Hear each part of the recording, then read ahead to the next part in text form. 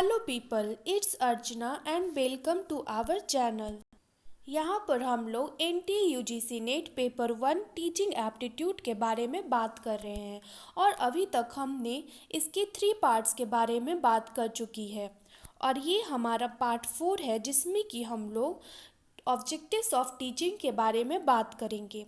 इसका मतलब यह है कि टीचिंग का क्या उद्देश्य है, इसकी क्या ऑब्जेक्टिव्स हैं, इसके बारे में हम बात करेंगे।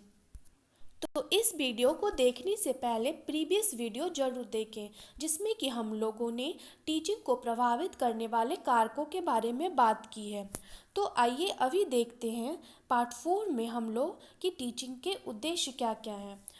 इसका अगर हम देखें कि इसका सबसे पहला उद्देश्य क्या है, तो to bring desired change in students attitude. इसका मतलब क्या है कि जो स्टूडेंट्स का जो एटीट्यूड है, स्टूडेंट्स की जो मनोवृत्ति है, उसमें एक डिज़ायर्ड चेंज लाना टीचिंग का उद्देश्य है। अगर हम क्लासरूम में जाते हैं, जब हम पहली बार विद्यालय जाते हैं तो हम बिल्कुल क्या होते हैं, हमें कुछ भी नहीं आता है और हमारा एटीट्यूड पढ़ाई के प्रति उतना पॉजिटिव नहीं होता है। लेकिन हमारे टीचर हमें बहुत कुछ सिखाते हैं और सीखने के बाद हमें एक पॉजिटिविटी आती है पढ़ाई के प्रति। तो इस तरह हमारे जो टीचर हैं वह हमारे एटीट्यूड को पढ़ाई के प्रति पॉजिटिव दिशा में चेंज करते हैं। तो इस तरह क्या होता है, टीचिंग के माध्यम से हमारी एटीट्यूड में चेंज आती है। तो जो टीचर होते हैं वह चाहे अपने स्टूडेंट्स के एटीट्यूड को किसी भी दिशा में चेंज कर सकते हैं। टीचर बहुत ही बलवान व्यक्ति यहाँ पर होते हैं, बहुत ही शक्तिशाली उनकी जो भूमिका होती है, उनकी जो रोल होती है वो बहुत ही इम्पॉर्टेंट होती है क्लासरूम में, क्योंकि उनमें यह पावर होती है कि वह अपने स्टूडेंट्स की एटीट्यूड को डिज़ायर्ड अपने अनुसार वह एक पॉजिटिव दिशा में विकसित कर सकते हैं। इसी तरह अगर देखा जाए तो क्या हम देखते हैं, to shape behaviour and conduct.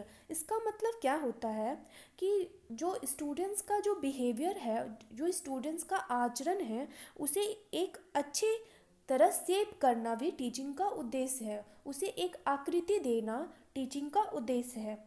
अगर कोई बच्चा गलत बिहेवियर को सीखा हुआ है, उसका आचरण अच्छा नहीं है, तो क्या होता है, शिक्षा ग्रहण करने के बाद वह एक अच्छा बिहेवियर विकसित कर पाता है। उसके आचरण में क्या होती है, उसकी आचरण निगेटिव से पॉजिटिव दिशा में आ जाती है। तो इस तरह क्या होता है कि टीचिंग का एक उद्देश्य बच्चों के बिहेवियर और उसके आचरण को एक सही दिशा में आकृत करना है। तो इस तरह हम देखते हैं एक्वाजिशन ऑफ नॉलेज। टीचिंग का एक उद्देश्य एक्वाजिशन ऑफ नॉलेज है। इसका मतलब क्या है कि ज्ञान का अर्जन करना टीचिंग का एक उद्देश्य है। जब कोई बच्चा विद्यालय जाता है पहली बार, तो वो कुछ नहीं जानता है, लेकिन वहाँ वह टीचर के द्वारा बहुत कुछ ज्ञान का अर्जन करता है, बहुत कुछ नई नई चीज़ों को सीखता है। इस तरह हम देखते हैं कि टीचिंग का उद्देश्य ज्ञान का अर्जन भी है। इसी तरह to improve the learning skills of students. Learning सीखने जब क्या होता है कि इसका एक उद्देश्य होता है बच्चों में इम्प्रूव करना उसके लर्निंग स्किल्स को। जब टीचर बच्चों को सिखाते हैं तो क्या होता है, बच्चे लर्निंग के स्किल्स को विकसित होती है, बच्चों में वह स्किल्स विकसित होती है। तो टीचिंग का एक उद्देश्य to improve the learning skills of students, formation of belief. इसका मतलब क्या है कि टीचिंग का एक उद्देश्य उस बच्चों के जो विश्वास है उसमें उसका निर्माण करना है।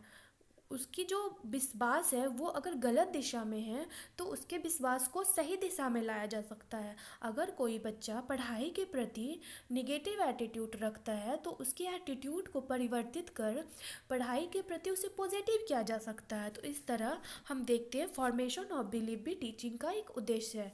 To become a social and efficient member of society. शिक्षण के द्वारा कोई भी व्यक्ति क्या होता है, हमारे समाज का एक प्रभावी व्यक्ति बन पाता है। अगर कोई व्यक्ति पढ़ा लिखा नहीं है तो वो उतना इफ़ेक्टिव नहीं होता है जितना कि एक पढ़ा लिखा व्यक्ति होता है। तो इस तरह हम क्या देखते हैं कि टीचिंग से हम अपनी सोसाइटी में एडजस्टमेंट कर पाते हैं, हम एक सोशल बीइंग बन पाते हैं और हम एक इफ़ेक्टिव मेंबर बन पाते हैं अपनी सोसाइटी का। डेवलपमेंट ऑफ अंडरस्टैंडिंग, टीचिंग का एक उद्देश्य क्या है, हमारी जो समझ है उसको उसका डेवलपमेंट करना भी टीचिंग का एक उद्देश्य है। जब हम समझदारी से काम लेना सीखते हैं तो हम क्या, ये जो सीख रहे हैं वह टीचिंग की प्रक्रिया द्वारा ही सीख रहे हैं। इसी तरह अगर देखा जाए तो development of conceptual, intellectual and subject specific skills, हमारा जो कंसेप्चुअल और इंटेलेक्चुअल एंड कोई सब्जेक्ट में स्पेसिफिक स्किल्स हासिल करना, डेवलपमेंट करना भी टीचिंग का एक उद्देश्य है। हम हैं जो बौद्धिक रूप से उतना तीव्र नहीं होते हैं, लेकिन जब हम शिक्षा ग्रहण करते हैं तो धीरे धीरे क्या होती है, हमारी बौद्धिक क्षमता विकसित होती है।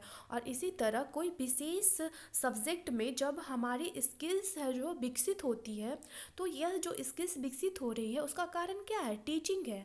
टीचिंग के परिणाम स्वरूप ही हम कोई स्पेसिफिक सब्जेक्ट में महारत हासिल करते हैं। और इसी तरह हमारा कंसेप्चुअल डेवलपमेंट भी होता है टीचिंग के द्वारा। डेवलपमेंट ऑफ वैल्यूज़, हम अपने समाज के द्वारा, जो हमारे समाज के द्वारा जो वैल्यू निश्चित की गई है, जो हमारे समाज की स्टैंडर्ड है, वो सब चीज़ों को हम टीचिंग के द्वारा ही सीखते हैं। इस तरह यहाँ पर हमने नौ नौ है जो ऑब्जेक्टिव्स की बात की है, टीचिंग के 9 ऑब्जेक्टिव्स की बात की है। और ये सारे ऑब्जेक्टिव्स अपने आप में बहुत ही इम्पॉर्टेंट है। तो अगर हम शिक्षण ग्रहण करें, अगर हम टीचिंग टीचिंग की प्रक्रिया द्वारा है जो ये सब चीज़ों को पालें, तो हम एक अच्छा व्यक्ति, हम अपने समाज में एक सफल व्यक्ति बन सकते हैं। तो आई होप यहाँ पर सारा कॉन्सेप्ट अच्छी तरह से क्लियर हो चुका है। तो आई होप आप लोगों को वीडियो पसंद आई होगी और नेक्स्ट वीडियो में हम कुछ नए कॉन्सेप्ट के साथ जल्दी आएंगे। So thank you for watching. To learn more we will provide you more videos ahead. Thank you very much.